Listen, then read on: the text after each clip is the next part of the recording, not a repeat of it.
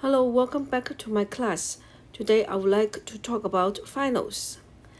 Finals is the sound of the vowel, and sometimes we can have the vowel with final consonant. And we have 51 common finals. First of all, we just take a look of vowel standalone. We only have long sound. So double A is A, E, I, E, O, U,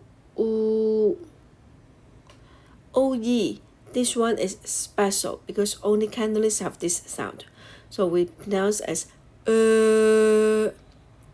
round your lip first and then put your tongue down. Then you can pronounce and last one is YU.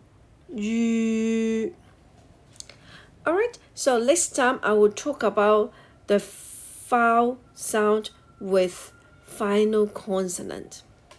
See you next time. Bye bye.